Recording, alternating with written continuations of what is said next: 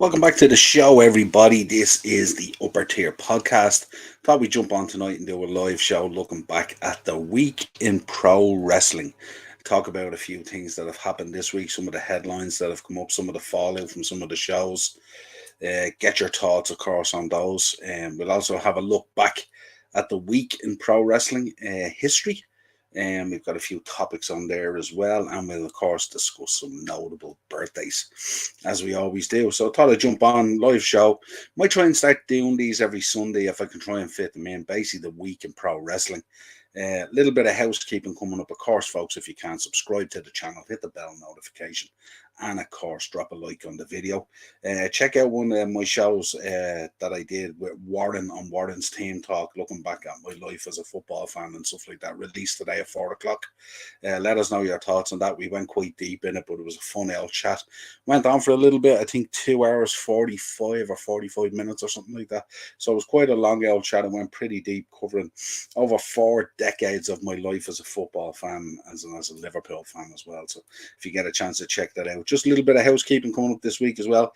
Tuesday, as always, we'll have our review of Dark Side of the Ring from this week. Abdullah the Butcher was the episode, and what an episode it was. Absolutely unreal. We'll be sharing our thoughts on that. Very, very strange episode, but we'll share our thoughts on it on Tuesday. On Thursday, I'm going to be doing a preview for SummerSlam with Dazzler. We'll change it up this week and do a little bit of pro wrestling instead of football on the Thursday. Not much to talk about football-wise, usually covering the transfers with the morning shows and stuff like that, and your usual selections of shorts on the channels and stuff like that as well. And then on Wednesday, I think, I'll do a Liverpool update as well for the Shankly session. So that's kind of the week ahead. Hope you had a good week this week, coming to an end on a Sunday. Always a weird one. I always remember as a kid, you'd be scrambling, finishing off the last year homework. The family be tuning into Bullseye and Glen Rowe and all that kind of stuff. Spitting Image and all was on back in the day, all those kind of things. So Sunday was always a kind of a double-edged sword, really, where you'd be trying to scramble, get the last of homework done, and of course tune into your favourite shows, because we didn't have on demand then, and it was all on a time frame, and it was all on their schedule. Now it's all on ours. So, with that said, let's get into some wrestling and some wrestling topics and some wrestling news. And I'd like to get your thoughts on some of this tonight. Some of the topics that have come up. I'd like to get your thoughts on the Jim Cornette versus Matt Hardy spot. That was kind of an interesting one there. We'll come back to that in a few minutes as people join us in the chat and stuff like that. As I said, SummerSlam preview coming up Thursday, 8 o'clock with myself and Darren. 5 shows already confirmed.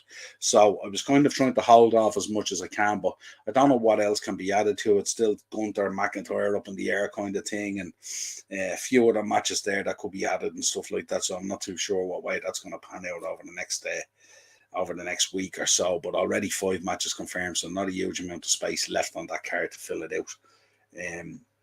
So we're there or thereabouts. Kurt Angle was talking this week on his podcast, and he thinks Roman Reigns might break John Cena's WWE record if he's not drawn away to Hollywood. But Kurt fears that probably that's what will happen with Roman Reigns as well, and it's typically what happens with a lot of these wrestlers. After a while, they get attracted to the bright lights of Hollywood, and it becomes more appealing to them making the movies and stuff like that and all. And we can understand that as well. I mean, you can't wrestle forever. You can't be bumping forever. That's always the way it is, you know. So, but interesting thoughts there by Kurt Angle and stuff like that on this podcast. Eno's in. The OG is always in. How are you, Eno? Hope you're having a good weekend and a good Sunday as we wind down another week. Bit of wrestling for you here as well. So I hope you enjoy, friend. So also SmackDown. SmackDown's viewership preliminary figure showing it's absolutely knocking it out of the park.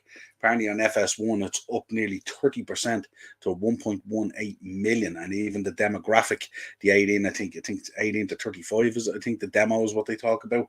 That's even up 30% as well. So SmackDown at the moment doing big numbers, and of course lots of good stuff going on there at the moment. Some really evolving stuff coming across in WWE at the moment. Dominic going down to NXT and winning the North American title was absolutely huge. And will that have knock-on effect? I put out the other day. Will Balor claim the World Heavyweight title, and then all the Judgment Day will be carrying one prize or title or another? Or will it be a case that he could win it and Damian Priest could cash in? Who knows? But it was telling the other night in the NXT ring when Dominic held the belt aloft and he had won it. And Balor was kind of at the sideline, happy for him and stuff like that, but kind of seemed a little bit out of place, if you like. Daz is in. Big up, Daz. Hope you had a good weekend. Big up, Niall. Sorry I never sent. Collision card was busy. Not a bother. Don't worry about that. All good. All good. I haven't even had a chance to look at Blood and Guts even, so I need to get on that as well. I heard there was kind of mixed reviews about it, but seemed to be reasonably good. But let's see what happens. Yes, we'll probably take a look at that during the week as well. John Cena's Peacemaker character is available as a playable character now, apparently in the new Mortal Kombat video game. So for all you gamers out there, that's quite the treat. I'm not a gamer myself. I haven't gamed in years. I think the last one I played was probably Here Comes the Pain or something like that, or that TNA Impact one or something like that. So I haven't been gaming for years, really, when it comes to those type of things. Dominic Mysterio, as we mentioned earlier, winning the North American title, but he also created history this week in WWE, where he headlined Monday Night Raw, SmackDown, and NXT all in the 1 week. So that'll tell you how big they are on Dominic Mysterio at the moment, and it's kind of feeling like the Judgment Day is kind of taking over, where the bloodline is beginning to dissolve and kind of wind down slightly. So it's an interesting dynamic there at the moment. But Dominic Mysterio absolutely knocking it out of the park, and just that dynamic with himself and Rhea Ripley is absolutely outstanding. It's just class, like, you know, just so good. Mick Foley revealed that one of the conditions that he wanted when he was re-signing his legend deal with WWE is that he wanted a big push on that Three Faces of Foley. And he wanted them to do a lot of stuff on that. So it's interesting there but he re-signed his Legends contract anyway. But just living out there that there was conditions in it and stuff like that. I was back in rumours about WWE bringing in the 6-man tag titles. Interesting. I wouldn't be against that at all. I used to love them back in the day. And I think they have them. Do they have them in AEW? Have them, don't they? As far as I know. Aaron Anderson as well was talking on his podcast. He was talking about Barry Windham as well. Big fan of Barry Windham. Always loved his work back in the day and stuff like that. But he was talking about how he was really good at anything. And he said he was really, really good as a heel and a baby face, but he was brilliant as a baby face and stuff like that. But I remember well watching it on telly that time when he turned heel and joined the Horseman. That was absolutely crazy. I think it's not this weekend coming as the pay-per-view. I think it's the following weekend, isn't it? SummerSlam is SummerSlam the next one, I think, August the 5th, as far as I know. Or is there a Great American Bash coming up this weekend or something like that? I'm not too sure. Has that been done? I think it's SummerSlam. It might be a Great American Bash. I'm not too sure. But that's NXT, isn't it? So, but yeah, could be that coming up this week, and then maybe SummerSlam next week, is it? As far as I know. I know SummerSlam is not this weekend, coming the following weekend anyway, that's for sure.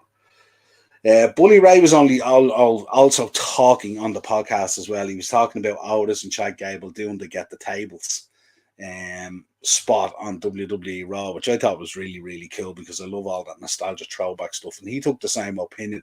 I think a lot of people were expecting him to go in on them and go absolutely crazy. That's his and Devon's thing and blah, blah, blah, blah, blah.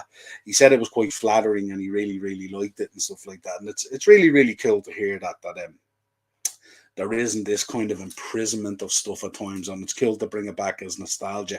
And the thing about it as well is when you see stuff like that on telly, like Otis and Chad Gable doing Get the Tables and stuff like that, you straight away think of the Dudleys anyway. So it gives you that kind of push. And who knows, maybe after you finish watching it on Raw, you might go and watch a Dudleys match or something like that. So it's a real throwback. So I think it was really, really good to see Bully Ray taking it the right way and, you know, commenting on it the right way and stuff like that. He's clever enough to understand and stuff that everyone knows Get the Tables is the Dudleys and stuff like that. But it's cool when people use that stuff. And that will come back to one of our stories shortly anyway. We are going to have a chat about Kevin Nash and LA Knight, that's for sure. Big up, Andrew. How are you, Andy, mate, in the chat? Good to see you there, man. Of course, folks, if you have any questions or anything like that, and you want to bring up as topics, throw them into the chat there if you want. It's not a problem. We'll chat about that. And it's a kind of it's the wrestling version of a comedy open mic, these shows and stuff like that. So you direct the show wherever you want it to go. I've kind of a little bit here, but you can always add to it. Cody Rhodes, an interesting one as well. He has a documentary coming up. I think it's called Finishing the Story or something like that. But he said as part of that documentary that they have acquired footage from AEW, and that will be included in the documentary, which I think is fabulous news. Because I think sometimes when they do these wrestling documentaries, I think if you don't include a bit of everything, it's like as if Cody Rhodes went off for 4 or 5 years or whatever it was, and he didn't exist and nothing ever happened. Whereas we know that that kind of pathway through AEW, of course, it ended a certain way, but it's still a big part of his development and where he finds himself now. So I think it's really, really important that when they're doing these kind of documentaries that are like a journey or a pathway or whatever it is, that you include everything you can and as much footage as you can, not just exclude certain footage and then you just have this gap, like when you're doing your CV. So it'll be really cool. Be looking forward to that documentary on Peacock. Should be really, really good, Cody Rhodes. Seth Rollins, here's one I want you to think about in the chat, folks. Let me know what you think of this. Seth Rollins thinks he should be the one to end Roman Reigns' winning streak in WWE. Let me know what you think on that at the moment. I mean, there's thoughts that it should come internally from the family, so it should be Jey Uso. There's other thoughts out there that it should be Cody Rhodes. And the thought there at the moment from Seth Rollins, of course, is that it should be himself. So let us know your thoughts in the chat on that one. Who do you think should end Roman Reigns' winning streak or career, this whole thing that's going on at the moment, the Bloodline, the winning streak? Daz is back in. Who do you think Pac will go with now after the turn on Dynamite? I'm not too sure, Daz. I'm not too sure because I haven't looked at it. I need to catch up on AEW. But I'll have a look at it and we'll have it for the next show. I'm not too sure. Pac's one of those guys that kind of he sails along kind of in a kind of a group at times, and then kind of you get this reversal. You get like what happens on Dynamite and stuff like that with the turn, and then he just goes out there on his own. And the problem for Pac when he's out there on his own, he's kind of, dare I say, does he not be as relevant? And I'm a huge fan of Pac. I think he's awesome. But I just think sometimes he gets lost in the mix. Then you've seen it previously there in AEW as well when he was in there and he was flying at one stage and then all of a sudden he just dissolves and goes away. You know what I mean? And it's just that would be my concern. So we'll see. I'll take a look at it though, Daz, and I'll let you know. Yeah, but it's an interesting one. Big fan of Pac. He's amazing. Seeing him watch Pac now since he was a kid and stuff like that, and how he evolved and when he went to Japan and all and stuff like that. Absolutely super. The Undertaker has confirmed he'll be in Detroit for SummerSlam weekend.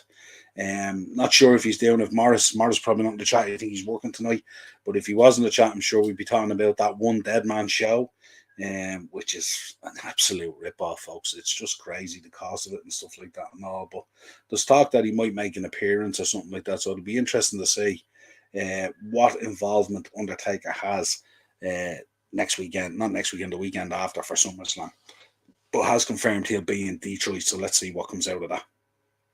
And WWE, of course, this week, which is a big one for us on our WhatsApp group as well, they've announced that the ticket sales for WrestleMania 40 will begin on August the 18th. So we'll be picking up our tickets. I think there's about 10 of us heading over to Philly.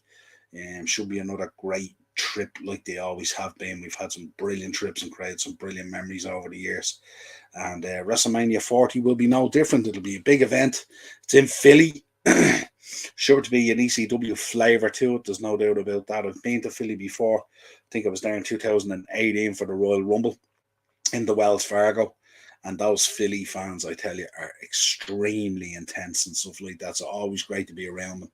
It's kind of nice when you got a throwback and you get that real feeling about it and stuff like that and all. And yeah, they're quite vocal as well when they don't get what they want. They like to get what they want, and they like to guide the show themselves, if you like, and stuff like that and all. But yeah, always super. I always had a great time in Philly. We did the Rocky Steps and we did the Bell and lots of other bits and pieces. We actually visited a haunted penitentiary as well. That's been shown on Ghost Hunters, which was really interesting. Quite an eerie feeling to it and stuff like that as well. Andrew's in, big RKO, big Randy Orton fan. SummerSlam, hopefully return Randy Orton, hope. yeah, absolutely. Hope he comes back all right. We need the Viper back. Poor old Riddle is kind of sauntering along, doesn't he? He seems a bit lost at the moment without the Viper at his side. So let's see what happens there. Two other items, folks, we want to bring up. I want to get your thoughts on this, first of all. We mentioned it earlier. Kevin Nash. Kevin Nash has been going in hard on LA Knight. Talking about him, he's just a basically a watered down version of The Rock and stuff like that and all. Let us know your thoughts, first of all. Obviously, LA Knight is hugely over at the moment. Probably one of the most over guys in the company at the moment and stuff like that. The fans are right behind him and stuff. So let us know your thoughts. First of all, let us know your thoughts on how you feel about wrestlers taking little bits of previous wrestlers that have retired or gone out of the business. What's your thoughts on that? And then also let us know your thoughts on, should they be called out on it, or should it be, should it be okay and stuff like that. I mean, he comes out, he gets a massive pop, he's really, really over. But there's been a little bit of back and forth and stuff like that. Nash has been talking about it. He's been highlighting the fact, like, kind of do your own thing kind of thing and stuff like that. But I mean, if you have a recipe there that works, is there any harm going back to that recipe and putting your own slant on it? And he's definitely put his own slant on it as well. Like, it's not 100% Rock and stuff like that. And why would you change a winning formula and stuff like that? And does it really matter if the person that you're kind of mimicking somewhat, does that matter that much? Or do you just roll with it because it's the nostalgia effect and stuff like that? So let us know. I'm a big fan of LA Knight. I've been a fan of his for a while now, before he was even LA Knight.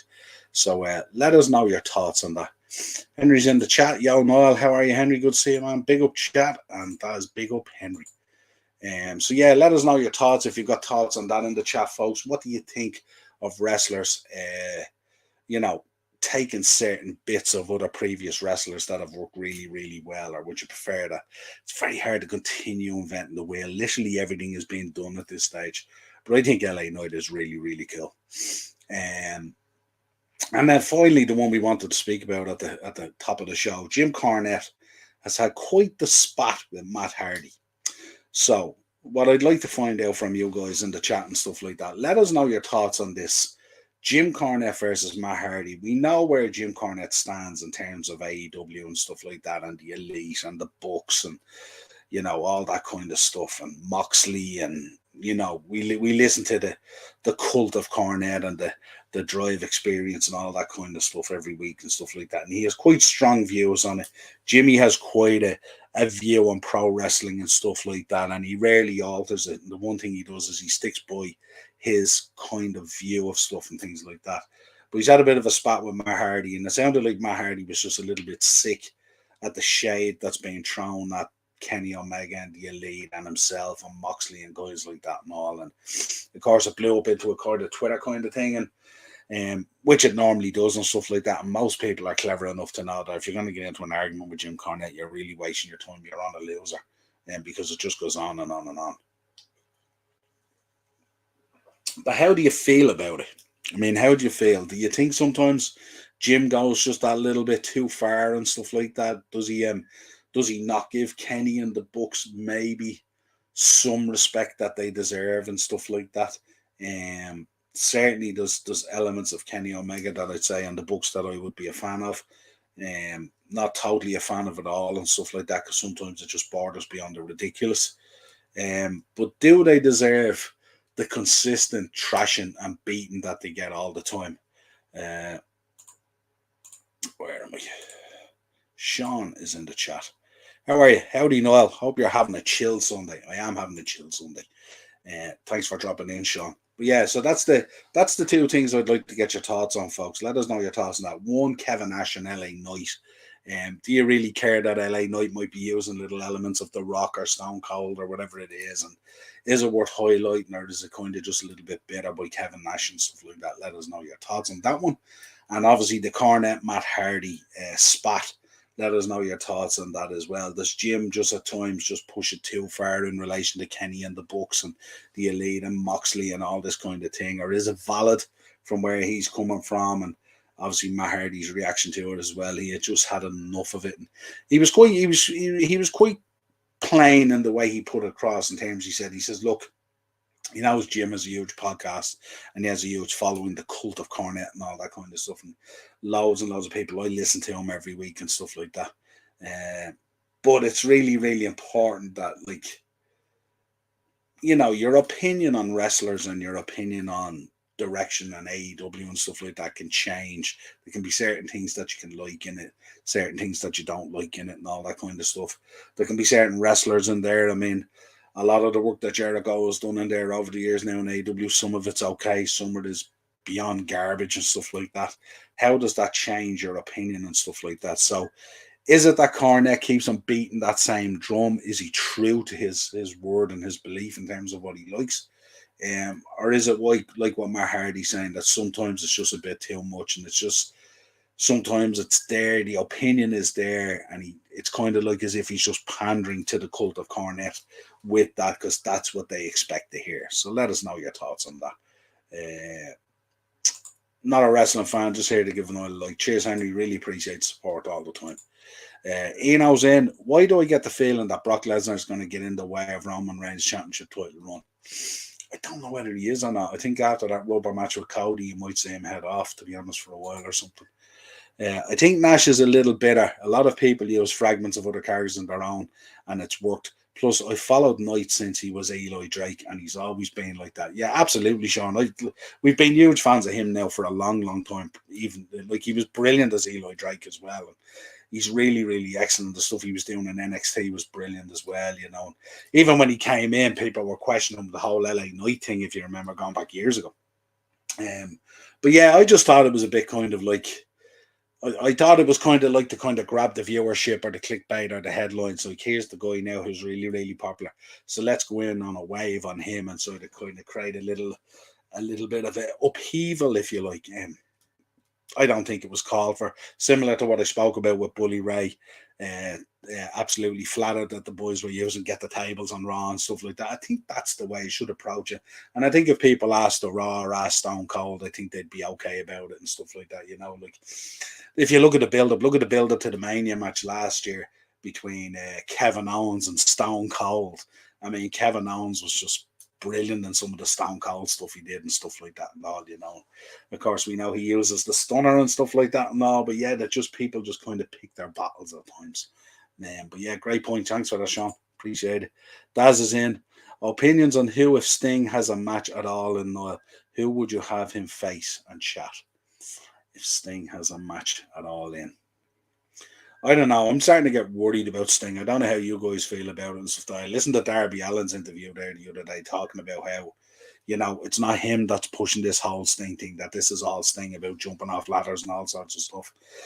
We seen the accident that just happened there a week or so ago and stuff like that, where he came off that ladder and he absolutely crushed himself off the table with his chin and all sorts of stuff and all. And I think with Sting, I think he needs someone there with a bit of guidance to say, look, you don't really need to be doing this kind of thing at this stage. He's not getting any younger. And the fear is that, there is going to be one bad accident that's going to lead to a really bad injury or something like that and stuff. And it's just not really called for. And since Sting has gone into AEW, like, don't get me wrong, big Sting fan for years. But since he's gone into AEW there, and especially since he's been around Darby Allin, and I'm not laying this at Darby's door either, but some of the stuff he's been doing has been crazy, jumping off stages and ladders and all sorts of stuff. And eventually one of those is going to catch up on you, because it catches up on younger guys, let alone older guys and stuff like that. So I don't know. I don't know who's things. My guess is, are they going to roll in Goldberg? I'd imagine if they're going to bring Goldberg in, you probably have something Sting Goldberg or something like that. Try and put it out there as a kind of nostalgia marquee match and stuff like that. It'd be relatively safe. The two boys in that match wouldn't have to do a whole lot. You get that kind of Rock Hogan feels at 18, the stare down, the electricity, all that kind of stuff. And also, let us know your thoughts. I assume they're going to bring in someone like that, and that would be the match to make. It kind of makes sense, Anything that doesn't involve Sting having to go to the top rope, having to jump to the outside, having to do dives, or having to come off ladders, or any of that crazy stuff, or go up onto ramps, I'm all good with. So probably Goldberg, I would imagine, if that's the case, if they're going to bring him in. Sean's back in. Carney is a legend, and he knows what he likes and doesn't like, but his opinion is just that, his opinion. You can agree or disagree with it. Yeah, absolutely, Sean. He even made Max do pre-work. Yeah. Absolutely. Jim Cornette watches AEW. He certainly does. He watches it all. Ric Flair. Is that your answer, Richie, or is that your answer in terms of a match with Sting? Hardly Ric Flair. I mean, he's had his last match, and I know it's not his last match, but I don't see him going in there. That'd be crazy. Sean, I'm not crazy about KO using the stunner, as it's a very Austin move. Then I remembered Austin took it from Mikey Whipwreck. Yeah. Ric Flair versus Sting. Yeah, that certainly be interesting, all right, but I don't know. Do we want to see Ric Flair? Do we want to see Ric Flair again? One last match, one more last match, and stuff like that.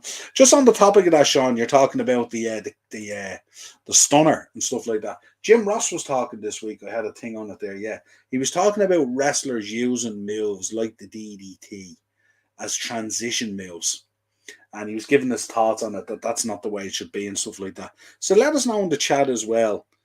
Should moves be capable of being used? Can other wrestlers use? I know there's only so many moves you can do in terms of finishers and stuff like that. But how do you feel about, previous finishing moves now becoming transition moves? If you think about the super kick and how synonymous the super kick was and stuff like that. And now it's just a setup for something else and stuff like that. If you look at the books and even the Usos and stuff like that, and how many they hit and all that kind of thing. But the DDT is a good one as well, because so often, more often than not, we see wrestlers coming off the ropes after being whipped in to catch that front headlock into a DDT. And it's just hit like a throwaway kind of transitional move. So let us know your thoughts in the chat on that as well. Transitional moves, how do you feel about them? Should they be protected? Is there certain moves out there that other wrestlers shouldn't use? Or at times when we talk about passing the torch as well, is there a certain passing of the torch when it comes to wrestling moves or finishing moves and all that kind of stuff? It's certainly a very interesting conversation. Henry's been watching your interview with Warren. I've loved it listening to your story of your childhood. It was very interesting. Cheers, Henry. Appreciate that.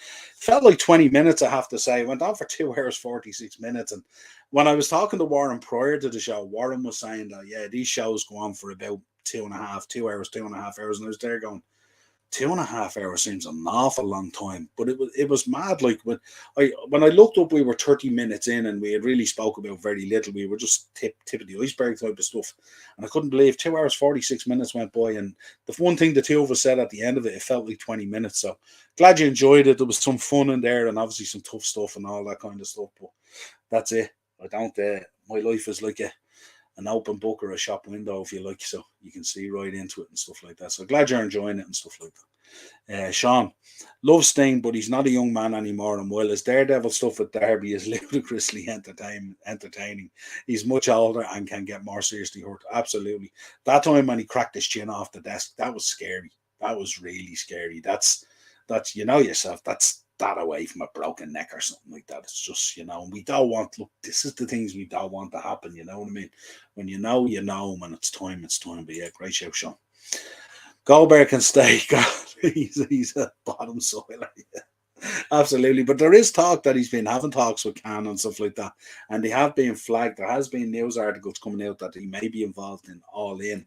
So if that's the case, I mean, the obvious choice is Sting, isn't it? I mean, there was talk where they were going to do Punk or something like that, but do we want to see Punk versus Goldberg? I don't know whether I want to see that. I could just about palate the nostalgia of Goldberg versus Sting.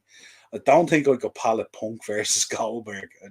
For me, it just wouldn't do it, JR came from a time where Jake the Snake won matches with it. Sadly, moves like the Destroyer and Super Kick, etc., are badass moves because they were one of a kind, but now everybody does them. Yeah, and that's the problem. And that's, everything evolves, doesn't it? And stuff like that. Yeah, absolutely. The Destroyer. That Destroyer is just excellent, isn't it? Sting versus Jericho or Darby, I think. Yeah, Sting versus Jericho. Interesting. Don't know. Maybe. I don't know.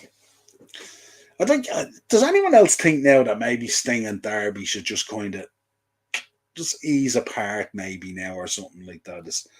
And just figure out something to do now. You know what I mean? It's been going on a while now at this stage, and you see even with that accident the other day, and Darby having to come out and go, "This isn't all me. This is him. This is what Sting wants to do," and stuff like that. So you can tell how close they are at the moment and stuff like that. But I wonder is the time just to separate them a little bit.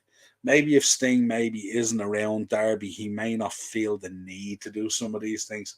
Scary, scary stuff. Richie, Ian's in. Said it before. Too many super kicks in wrestling. Yeah, way too many super kicks in wrestling. That's for sure.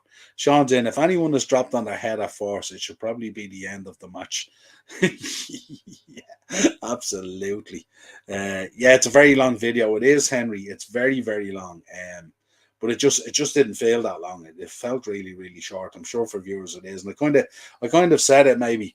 I suppose looking at it, maybe what Warren could have done, maybe he could have sliced it in two, maybe, and did a part one and a part two or something like that, because it's a bit of a watch that people will probably have to go back to and stuff like that. But there's some entertaining stories in there, that's for sure, to keep you in it.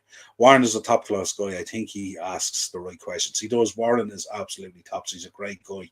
The one thing I love about this whole content creation and the YouTube stuff and all is it's I've gotten to meet guys like Warren, who are absolute salt of the earth guys, you know what I mean? Who are just good crack, great laugh, shoot from the hip, speak their mind, don't suffer fools gladly. I love Warren's show on a Saturday and stuff like that. Folks, go and check out Warren's Team Talk on YouTube and stuff like that. He does a show on a Saturday where he covers all the football on a Saturday. Look at Gillette Soccer Style, Soccer Saturday type thing. And it's just great fun. The banter in the chat does be immense and stuff like that. Just fun times, and you definitely miss them in the summer when they aren't on, stuff like that. So it was great. He was back yesterday, and sadly he padded out a bit of my afternoon yesterday. It was good fun. I'm going to All In. If that Dusty shows up, I'll boo him. Oh, imagine. Maybe if Goldberg made an appearance or just an entrance, it would be grand. But he absolutely positively can't wrestle anymore. Yeah, no, yeah. And you can imagine, because I'd imagine not only that, Sean, you can imagine like the entrance at Wembley is going to be probably quite long, I'd imagine. Because I know they kind of set it up, don't they? Set it up at one end down to the ring, and the ring is halfway. So you're talking about an entrance that's at least half a football pitch and more coming out of the stand. So by the time Power El Goldberg gets to the ring, Ultimate Warrior vibes, you know what I mean? If he even makes it that far. Have you done your schedule for next week? I have. Some of it is up there, Henry. I know I'm going to be doing the Liverpool show on Wednesday. I know I have a show on Tuesday and a show on Thursday. So I've nothing pinned yet for Friday as far as now. So if you want to do something, let me know. The longest I did was the Women's World Cup match of almost 3 hours. Yeah, it's mad. I see these lads, some of the lads, shout out to the boys off Coppish and all, they do shows sometimes that are over 3 hours long. I don't know how they do it, but fair play to them. It's serious dedication. Serious dedication. Right. Let's get into some history and look back at the historic week in pro wrestling after we've covered the latest articles and stuff like that. So, first of all, folks, we go back to 1989. The first ever Great American Bash WCW pay-per-view took place in Baltimore, Maryland. And in the main event, Ric Flair retained the NWA World Heavyweight Championship against Terry Funk. That's our first look back in history. It was on my show on Thursday, Daz. It's Darren. Dazzler's going to be on. Dazzler and myself are going to be previewing SummerSlam, and we'll talk about a little bit of wrestling, whatever's going on and stuff like that as well. A few bits of history and whatever else. And of course, the chat can bring up articles, all the usual stuff like that, because the SummerSlam preview won't be that long, I don't think. We'll have a chat about Detroit and its history in wrestling and all that kind of stuff. So, but I think so far, there's 5 matches. By the time the show rolls around, we may have 6 or 7, but let's see. Still plenty to be decided for SummerSlam. But Darren's on. Darren's over at the moment at the British Open, folks. He was there today. Live on the course and stuff like that, getting absolutely soaked. Sean is in. Vince retired 1 year ago. I found out in the line for beer at OTT. Yeah, 1 year ago. 1 year ago. It was yesterday, wasn't it, when he sent out the tweet? And the wrestling world just popped and went crazy. Little did we know what was going to happen. So it was probably about It's probably about just over a year ago when we heard all the rumors about WWE being sold as well. Remember, they were going to be sold to the Saudis and stuff like that and all, which was crazy news that came out at the time as well. But yeah, just over a year. 2012, folks, the 1000th episode of Monday Night Raw broadcast live in St. Louis in Missouri, the home of the Viper. And the 3-hour permanent format of the show started from this Hallmark edition. This was the first 3-hour Raw, and then they continued it on, which basically was still a 2-hour Raw plus ads. But yeah, that's when it started. And if you remember, 6 million viewers tuned into it, I think, on the USA Network. And it was John Cena cashed in the Money in the Bank contract against WWE champion at the time, CM Punk. But that 1000th episode of Raw, what a marquee one that was. Imagine that 1,000 episodes of a weekly show, the longest episodic running show in television history. Unbelievable that they have never missed it. Then there was rumors Brock was quitting and SummerSlam was like a week or so away. Yeah, it was mad, wasn't it? 3-hour Raws are the third worst. Yeah, they are, aren't they? They're an absolute slog and stuff like that. It's only certain ones I'll watch as well. I'll take snippets from it and stuff like that and all, but it's been a long time since I sat down and just had the time to watch a 3-hour Raw, if you like. Too much at times. 1986, Dusty Rhodes won the last of his 3 NWA World Championships when he beat Ric Flair in a steel cage match in Greensboro, North Carolina. Remember it well, I watched it myself. And Flair won the belt back 2 weeks later. It's poor old Dusty. He was always the man chasing, wasn't he? When you think about how much Dusty chased it down Flair and the Horseman over those amount of years, and when you think about how long he held the belt for them, once he got there, it was absolutely crazy. But yeah, 1986. Sean's in. I try to stay up when I can, and it's a solid show, but the length is punishing. Yeah, I think if you try and absorb it all in once, I think you can get jaded by it and stuff like that. You know what I mean? I think what I tend to do is I'm trying to pick out the matches or the segments or stuff like that. So throughout the week, I kind of do an hour, and an hour. And that's how I do it. But I mean, you're always you're starting out the show and you're always chasing back to sort of, you're always waiting for the Judgment Day, or you're always waiting for something to get to or something like that. So some tends to feel a bit like filler and stuff like that, even though I'd have a reasonable interest in most of what's going on at the moment. 1998, WWE taped the first ever episode of Sunday Night Heat at the Arrowhead Pond in Anaheim, California. The taping marked the first time Shane McMahon was identified by name on WWE programming, as he served as the color commentator for the show. Interesting. Shane O'Mac. That's where it all began. Sean's in. It's lonely as well because I don't know anyone else who stays up. Yeah, absolutely. I suppose the thing to do, I suppose it'd be really cool if you were kind of, be harder as well. Like if you don't watch along to things as well, you can't really enjoy it if you're on a kind of a thing. I suppose you could always do like a group chat or something like that. Sometimes when we stay up for the pay-per-views, I mean, the amount of messages that go into our WhatsApp group during those pay-per-views is absolutely crazy stuff. 2000, one of wrestling industry's pioneering play-by-play announcers, Gordon Solie, passed away at the age of 71 in Newport Richey, Florida, as a result of throat cancer. I remember him well, Gordon Solie, the voice of pro wrestling and stuff like that, R.I.P., passed away this week in the year 2071. Such a silly young age and stuff like that, but a fabulous announcer and play-by-play. 1997, Alex Wright, a man who's been on Morris's podcast, on GP Productions podcast recently, go check out the episode, really good, defeated Chris Jericho to win the WCW Cruiserweight Championship on an episode of Monday Nitro from Charleston, West Virginia. Alex Wright versus Chris Jericho for the Cruiserweight Championship. How wrestling evolved from then. 2003, a girl that we all like, Molly Holly, won the WWE Women's Championship from Gail Kim. Two that we like, actually. Two really good wrestlers. On an episode of Raw taking place in Colorado Springs, Colorado.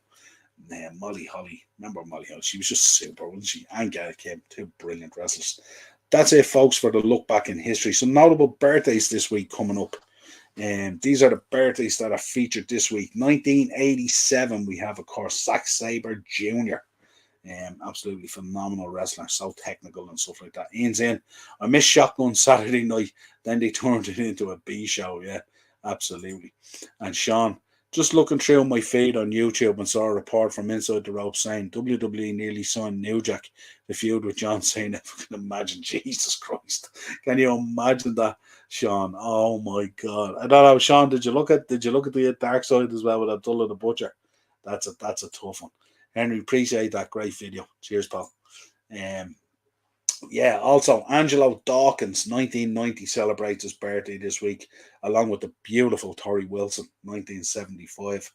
And Bray County Wicklow, our very own Finn Balor, 1981, along with 1/4 of the Undisputed Era, Roderick Strong, 1983, and of course Tommy Rich, 1956. Nick Jackson, 1989. Dolph Ziggler, 1980. Shannon Moore, 1979. The Game Triple H celebrates his birthday this week, 1969. The man who was on Dark Side a few weeks ago, Matt Doink the Clown, born 1957, rest in peace. And of course, Greg Gagne, who was featured 1948.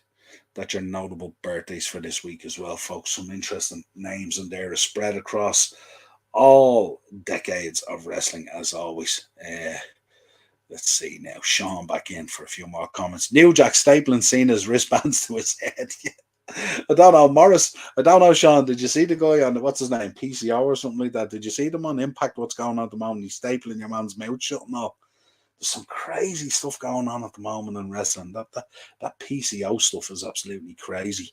If you're still into that crazy hardcore stuff and stuff like that, I was watching Abdullah the Butcher the other night. It's a hard watch looking at that stuff.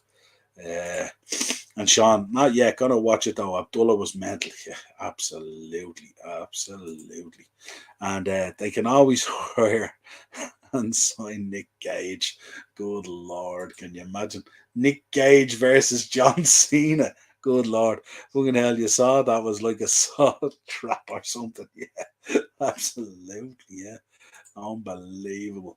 So yeah, that's it, folks. Quick one. The week in pro wrestling. We had a look back at history, notable birthdays, and all the latest headlines and stuff like that. So I'll try and commit to doing these probably once a week and stuff like that. Get you guys more involved and stuff like that as well. Hope you enjoyed the show. As always, spread the word. Really, really close to 1,000 subscribers now. I think we're about 60 odd off at this stage. So if you could push us up to the 1,000, get your dog, get your cat, get your brothers, sisters, nieces, nephews, aunties, uncles, whoever it is, drop a little subscribe in the video and stuff like that. Doesn't cost you anything. Subscribe to any of the channels as well in the chat, folks. Of course, make sure you're supporting everyone. Drop a like on the video. Hit the bell notification, and we will talk to you again real soon. Daz with the last one sneaks in. Do you think AEW All In will be a good card? Well, I assume they're going to put together a very good card. We'll see. I hope the magnitude of the event doesn't go to Tony's head to create some crazy booking. That's the only thing I'm worried about. But I think that we're going to be pushing towards that now. That'll be coming up, just over a month away now at this stage and stuff like that. So a lot of the plans will be getting laid out and we'll see what happens. But yeah, I think they'll put on such a good card. Ian, great show as we are over and out, yeah, absolutely. And Sean, some show, lads. See you soon. Yeah, absolutely. See you soon, Sean. Yeah, cheers for tuning in. Talk to you all again real soon, folks. Have a safe week.